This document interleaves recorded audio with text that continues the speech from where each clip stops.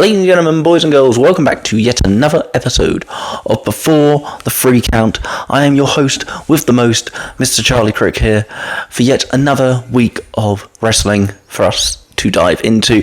Tonight is, of course, episode 2 of our new series, which is Raw Recap. But, of course, I just need to do a little bit of explaining before we start the episode.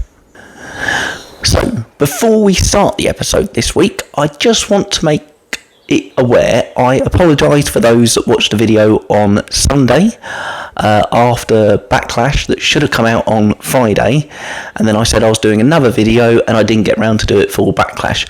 I hope this makes sense. I'm going to make it up in this video and we're going to kind of go over both, because there really wasn't that much actually on Raw this week, and there's a few other things I thought we'd talk about whilst we're here. So, here's how it's going to work. Going forward, you will have videos on either a Tuesday or a Wednesday, hopefully on a Tuesday.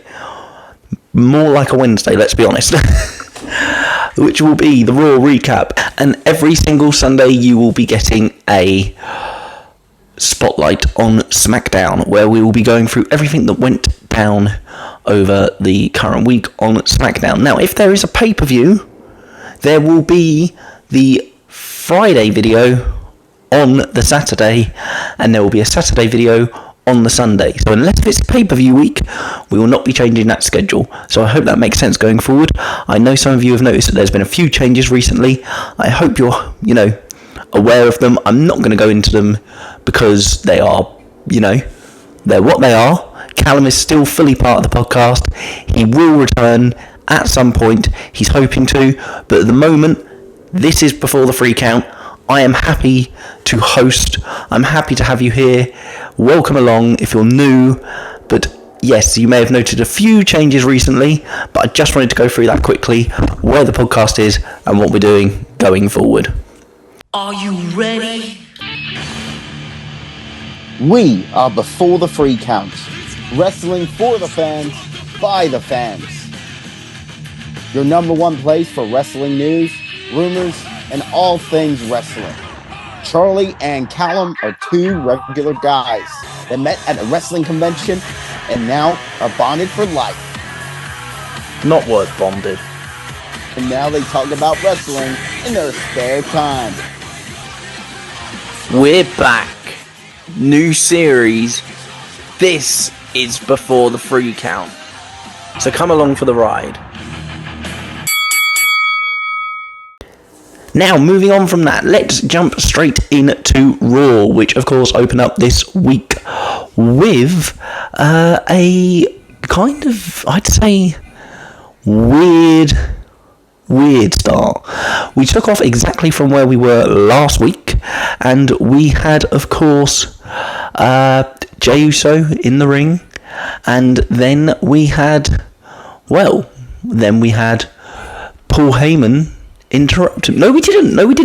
So this week, how did we kick off Raw? We kicked off Raw with, of course, CM Punk returning since WrestleMania. Now, how did he feel about WrestleMania? Not fantastic, let's be honest. So he came out explaining why he's been away, why he's had a bit of time off, and what has really been annoying him the most, and the people he's most angry with. And of course, most CM Punk answer, himself. He goes into why and why he let this happen and all these things, and he puts on this whole thing and says, the person I really want to get to is Paul Heyman, and squeeze his head until his eyeballs pop. Lovely feeling, that is. But then, of course, at that moment, we heard, of course, ladies and gentlemen, which Punk was not having at all tonight. He was, no.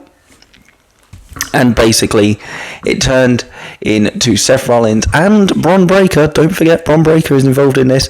Coming down to the ring, and eventually Bron running straight for Punk. Punk was getting his head kicked in, and then eventually Seth started to get involved. Seth then went straight down by Punk. I thought this whole entire segment was brilliant, by the way, because I love the way they're building this slowly. So it's not like, if you think about it, we're not really in a stage where we actually have had a proper match. We had that one last week, but the title didn't change and the title wasn't on the line. It's the same with the one next week, the title isn't on the line, but it's going to be against Jey Uso and Bron Breakker, because later on in the show, Bron Breakker, I've kind of, jumped ahead here, but jumping ahead, Bron Breakker, of course, then went along. He had a little talk with Seth Rollins later on, whispered something in his ear, we didn't hear what it was, it made Paul Heyman smile, and of course that was to attack Jey Uso. I don't know why I nearly said Sami Zayn then. It's because Sami Zayn ran in very quickly. But let me go back and then come forward again, because I'm going all over the place this week. So, where was we? Yes. So, oh my god. Brain work. And of course, we had Sami join and jump into the ring to save CM Punk. And then, of course, we then had Jey Uso get involved, and all three of them were then standing there, and Seth and Bron backed away. Which, of course, we then found out why later, because it's set up this thing with Jey, who's got the title, for Bron to go for him, not for a title match, but to, I can see this going down a route that if Bron wins, Seth gets a title chance, and I think there's a lot of Saturday night main events coming up, and I believe one of them is probably going to have that in it. I know that next week's Saturday night main event is going to be Logan Paul versus Jey Uso. Why? I don't know. Anyway, I'm not even going to go into that, because, if you're building a story and you go this and then you go, oh, let's have a fight between Bron Breakker and Jey Uso, this will be really good. Okay, let's do it next week. Oh, Saturday Night Live. No, let's do it on Raw. You're going to make it a title championship? No. Okay. You tell me. Anywho, that's how we started Raw this week. One thing I do want to point out, I found it, two things I noticed online. One, didn't you find it very interesting that in the final shot where the three of them, where you had CM Punk on one side, no, you had CM Punk was in the middle, you had Jey Uso the other side, and you had Sami Zayn in the right side with a metal chair. If you compared that photo to a photo of this group that were called, The Shield, they're all standing in the exact same position, but you've got Jey Uso where Dean Ambrose was, CM Punk where Roman Reigns was, and where Seth Rollins was with that metal chair is exactly where Sami Zayn was standing. Just putting it out there. I'm just putting it out there. What if Sami Zayn is the third guy? But we need to make a list. I'm going to make a list this week, and we're going to put who we think the third guy is, because I've got two that you're aware of, and there's a third one that I'm going to add this week as well. So far we've got Becky Lynch, and now Sami Zayn. So we will keep that list up there, and we'll come back to it each week. I'm going to add someone on today later, but I'll get back to that. Of course, then we had, which I thought was a bit weird the way they did this, they then had Pat McAfee come to the ring before the start of a match between Chad Gable and Penta, which is the third time in a row. We get it, okay? It's a good match. They work well in the ring together. You're doing the thing with El Americano. Move on. Like, literally, I feel really sorry for Penta actually now at the moment, because cut that out. Where Ray Phoenix is getting such a push, and he's doing all these different types of matches, Penta's been with us for, I think it was end of January. He was supposed to, did he join the second week after the first Raw on Netflix? I think that was right. Yeah. He's had all their matches in between, and I think maybe, but I do feel that they're kind of working out what they want to do with him going in to Worlds Collide, and they haven't decided, because the only matches we are seeing at the moment with Penta are either something to do with Dominic Mysterio or something to do with Chad Gable. I haven't got a problem with that, but it's kind of, we're on free for both of them now, I'm pretty sure in saying that. And I don't know, I think maybe I'm not saying it weren't a bad match. It was a great match. It was a great match. It was a Penta match. It was a Chad Gable match. It's fantastic. They work really well together. That is why they're doing it. But, could we have a bit of a change? A bit, please, WWE. Can we have a bit of a change for Penta, please, or at least pick a lane? Pick a lane. That's the one you're going to go down, and then put that one to be the side story. I think maybe part of it is because they want to have one that will go in to World Collide, and another one that will go into Money in the Bank. But the problem I have with that is surely Penta is a good person to actually put in the Money in the Bank match, which is what we are going to start building up to from next week, because they've said, and I'm so excited. As some people that may know and have been watching the podcast for a while or listening to the podcast for a while, Money in the Bank is my favourite pay-per-view past WrestleMania. To me, it's a genius idea. You get to this point in the year, people are a bit slugged out after WrestleMania. You need something to boost and get people really intrigued again. And you come up with this genius idea of a ladder match where there's a briefcase. And if you get the briefcase, you get to challenge anyone, anytime, anywhere. And that could be at any point, and it could be anyone. Now, next week, I am going to do my predictions for who I think will be in the matches. Okay?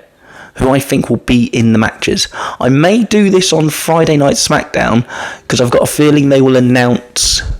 Yeah, on Friday, on Saturday or Sunday's podcast, we will put together who we think will be in the men's and the women's Money in the Bank matches this year. I've already got a few people that I think are ideal this year, but you never know. I've already picked my winner for the men's, by the way.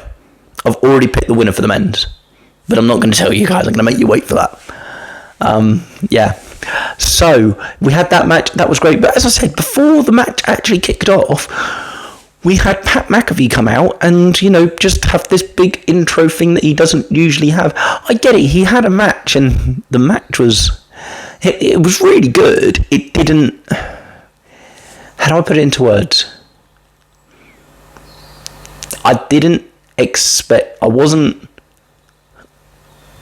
got exactly what I thought we were going to get. We got a really, really good match with Pat, who gets very underrated in the ring, but again, at the same time, I don't think should be in the ring. And Gunther, who is just... I can't fault Gunther in any way. I've never, ever seen a match and gone, oh, that was bad. Never. Ever with Gunther. There's very few people that I have on a list that I say, if they're in the match, it's going to be great. Gunther is in that list. Go through every single match that he did during his Intercontinental reign, and then go back and watch every single one he's done in his World Championship reign. That basically covers every single match he's done since he joined WWE. And if you want to go further back, go and watch his title reign when he was NXT champion. And literally then you have seen every single match he's done. And that is why he is so good. 80% of the time he has been in WWE or NXT, he has held a title. The guy is unstoppable. And the reason why they give this guy the title is because not only is he a perfect wrestler, perfect at selling himself as a heel, perfect with working with anyone, but he looks and plays the part so well that I honestly think there's almost a point where there's no difference between him and the character sometimes. Like, he obviously gets along with the other wrestlers, that's not what I'm saying at all, but when he's talking about how much wrestling means to him and that it should be taken as a professional sport, people should see it professionally and stuff like that, I think in that side of it there is no difference with Gunther. And again, fair play to Pat McAfee. Great fight. The chops he took. The thing is with Gunther is, I think the reason why the match is going to be good, and I hate to say it, because the person is going to come out and they are going to look absolutely battered. which sounds really bad, but the guy doesn't hold back in the ring. He really doesn't. I mean, I don't think we got it, and if we did, I need to go back and find out. But I think if we ever had the chance no, we were supposed to have it, and it didn't happen. If we ever, and I don't think it will happen now, got Brock Lesnar versus Gunther, I'm saying it right here, right now, it would be one of the greatest matches of all times. Because it would just be perfect. But yes, that happened, and then we had the Penta match. I thought it was pretty good. Nothing perfect. Penta came out, won yet again. No surprise there. And then we cut to the Judgment Day backstage. It's becoming, it's always becoming a bit of a theme. 2 matches in, okay, let's go to the Judgment Day. That's what we're getting to. Then, going on from that, we had this very interesting tag team match between the Viking Raiders and the Creed brothers, with the New Day at ringside on commentary. It was interesting. It wasn't a great match, and the reason why I think it is you had 2 brute, as in the sizes, brute tag teams up against each other, and you're going to put them together. It just didn't work for me. I don't know why. Some of it was fantastic, but other parts I was just like, when you've got brute wrestlers, they're going to move a little bit slower than your normal, technician, strong style, super strength guys, okay? It's going to happen. So to put 4 of them together in a ring, it just didn't click for me. I don't know why, it just didn't. But I wanted to go over that match very briefly because I think that they were... So the storyline on that was that the New Day refused to have a match against the Viking Raiders, even though they'd become able to have a fight with them for the championship. The Creed brothers, the New Day organised for the Creed brothers to take their place, but then the Creed brothers won, and they realised that they could win the championship, and the second they cut that out, Pete. And the second they won, the Creed brothers realised, and the New Day disappeared backstage. I thought I'd go over that quickly because I just thought that was a very interesting match. It's not something... I don't know, maybe I'll go back and watch it, but at the time, I just didn't... It didn't click for me. Don't know why, maybe it was just me. Let me know what you guys thought of that match. Let me know. Moving on from there, we then had, of course, it was time for the Judgment Days part of Raw, and we had the Judgment Day, where this week we had Finn Balor taking on AJ Styles, as he said last week that he would be doing for Dominic Mysterio. If AJ won, I think he was supposed to get a title shot or something like that. But the match was great. The match was fantastic. I loved this match. Really, 2 absolute greats in the ring. AJ Styles, we don't really see that much of him, but even when we do, he's still got it, man. He's so good. You can see why. I mean, I know the circumstances were different at the time, but if it was a different type of match, you can see why The Undertaker wanted his final match to be with him. Because he was someone that, at that point, he was kind of like a veteran within WWE. He'd achieved all he needed to, and he was one of those people that, if it was still going, it would have made so much sense for him to be, one of Undertaker's WrestleMania matches when he was still on the streak. So yeah, I absolutely love the match. Finn Balor, of course, just as well skilled. They just work perfectly together, man. Of course, you had Carlito and JD McDonough ringside, and you had Pac and Michael Cole say, "So where's Dom? He went out there to support him. Where's he?" But of course, Carlito and JD were up to their normal tricks, but just as they think they got the better of them, out of absolutely nowhere, Penta jumps over the side rails of where the ramp is and jumps straight onto Carlito, and JD McDonough, which, by the way, he did it wasn't a South of Heaven, it was called something else. I think it was called something like a Sunset Split or something like that Penta did. One of the smoothest moves I have seen outside the ring in years. I can't remember the name of the move, but it was Penta and Carlito, and he like threw him behind his back whilst he was standing up, and he just landed perfectly, but it almost looked like he was doing a backflip at the same time. It was so smooth. It was just perfect. One of the most perfect moves I've seen, as I said, performed outside the ring. This is why I love Penta, man, is that you can get 2 uses of him out of one in one night, and he's just fantastic. But of course, we'll move on from there. Of course, because of that, it distracted Finn, which then got AJ help get the 3 count. Of course, brilliant win for AJ, moving on towards his next few matches in the future. Moving on from there, we then had Becky Lynch in the ring talking about her phenomenal, may I say, match at Backlash this year. I always say this, there's a difference for me between saying the best match and match of the night.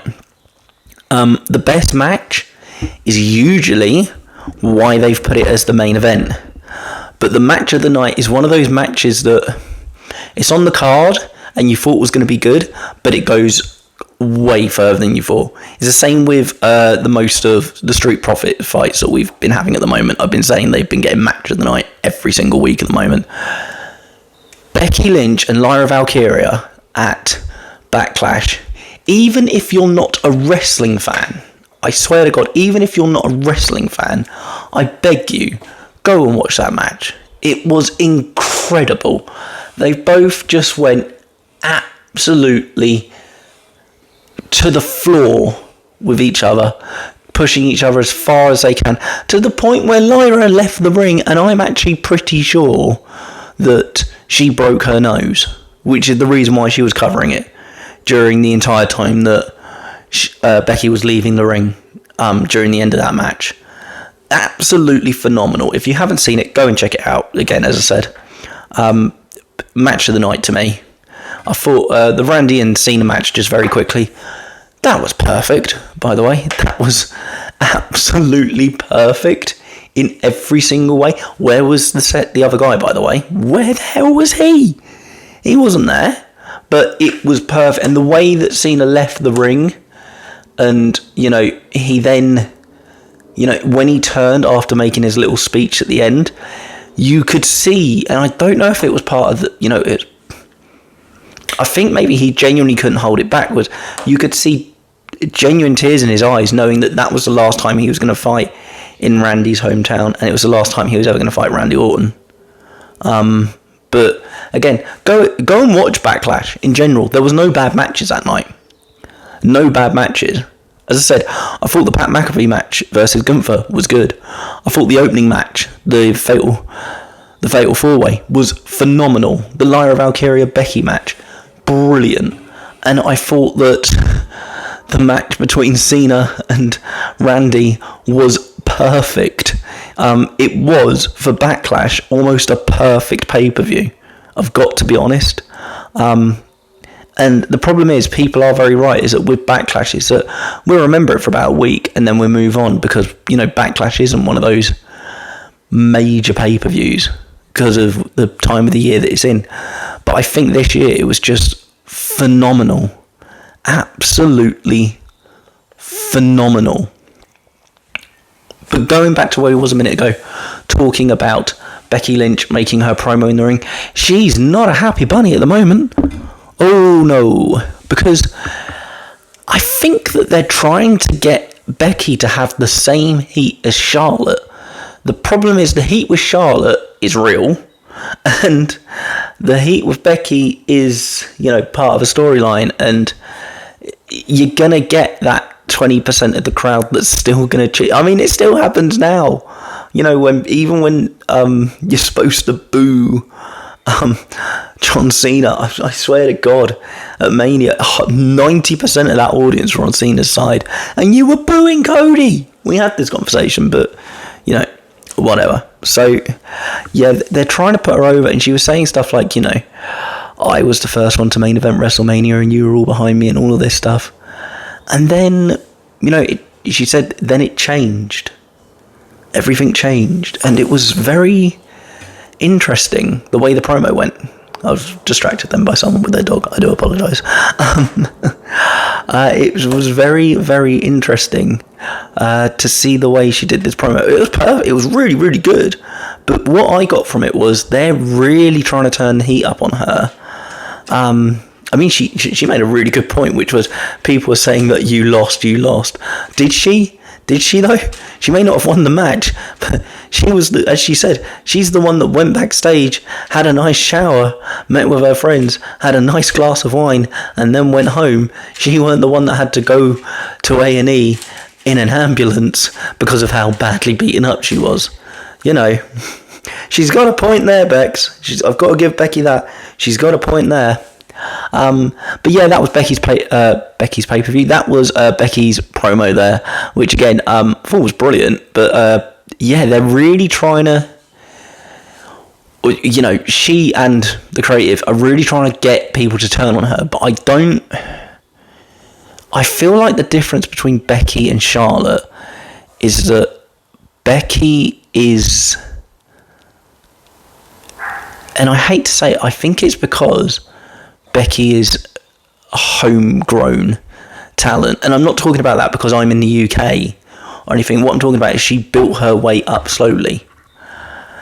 Charlotte, she started in NXT. Her first proper fight was in NXT after, you know, doing a bit of training with her dad, and then she was there. Great, and she is brilliant, and I'm not saying she doesn't deserve that shot there. But I think because you followed Becky's journey to get to WWE, to get to NXT, I think them type of people just, they can't, they're very hard to turn heel. It was almost like with John Cena. He's very hard to turn heel. You know, he worked his way up. He was a natural talent.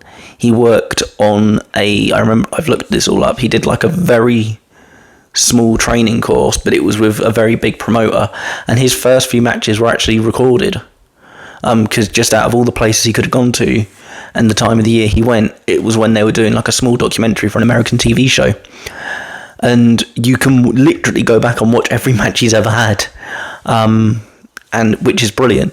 Whereas with Charlotte, it's like she started in NXT, so it's like, okay, she's not had any real fights, but let's just chuck her in there anyway.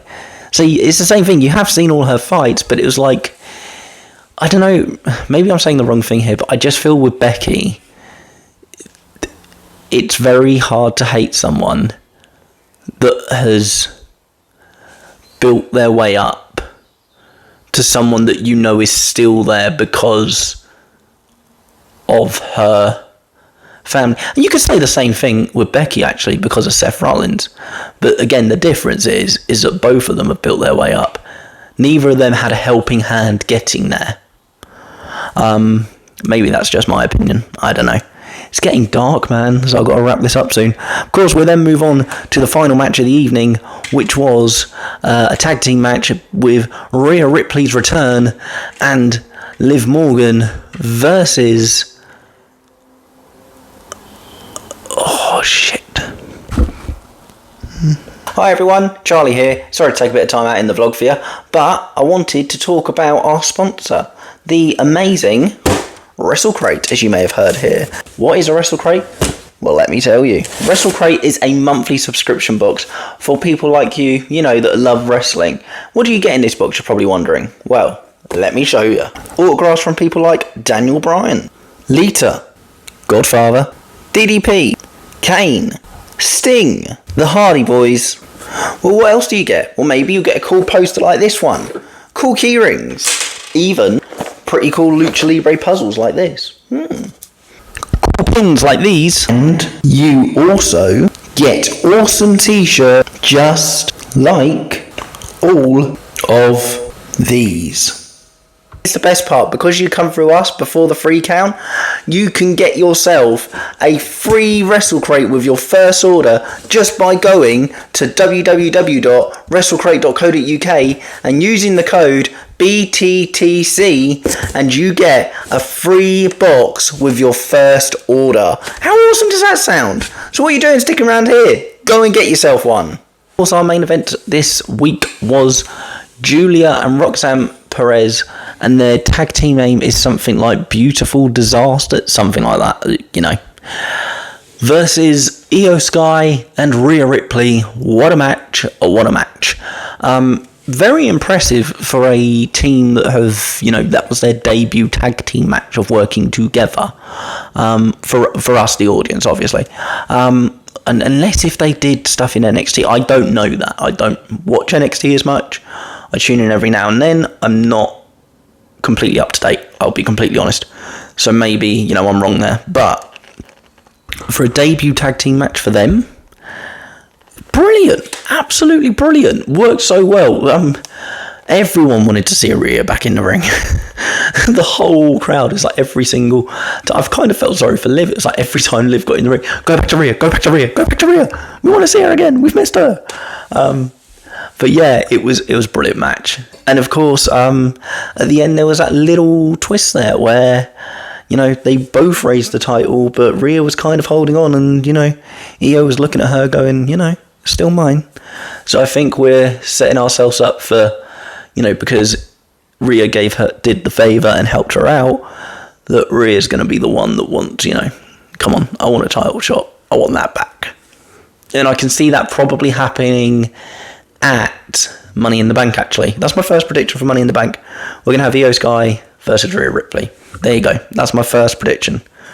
Yeah, that would make a lot of sense. It didn't happen at Backlash, and, you've got this thing building. I'm well done, Charlie. That's a good idea. We'll go with that. I also just remembered that I did forgot one thing this week, which, of course, we had a very quick promo from Rusev, which I thought was really good. Really, really good. Of course, last week, Tozawa was attacked by Rusev after Otis was attacked by him, and he went to go in to defend him. And of course, he's not been medically cleared yet. And it then went to Sheamus, which was very nice to see. And we saw him very quickly, and he said, "I've got an idea for you," and that was to Adam Pearce. So let's see where that goes. But yes, that was it. I don't think there's anything I've missed. Oh yes, there was, of course, the rumours that I wanted to get to. So this should be good. Okay, so first rumour. And I was speaking about this the other day. The reason why Backlash, damn it, cut that out. So rumours, let's get to the first one. The first rumour that I have heard this week follows on from one that was in Sunday's video, if you went to watch that, which is the reason why Money in the Bank is taking place in June this year and not in July, and we've got such a gap between then and SummerSlam. Well, let me tell you why. We're 99% getting Evolution 2. They're hiring someone to create the logo. Apparently it's going to take place in, I believe they said Atlanta. There's going to be an NXT show of some type before, and there's going to be a Friday Night SmackDown there as well. It's literally, I thought it was going to be announced this week. I really did. As in the week we just had. I thought it was going to be announced maybe even during Backlash, but it didn't happen. So keep your eyes peeled for that. Evolution in Atlanta in July or August this year. Yeah, keep your ears to the ground on that one. You heard it here first.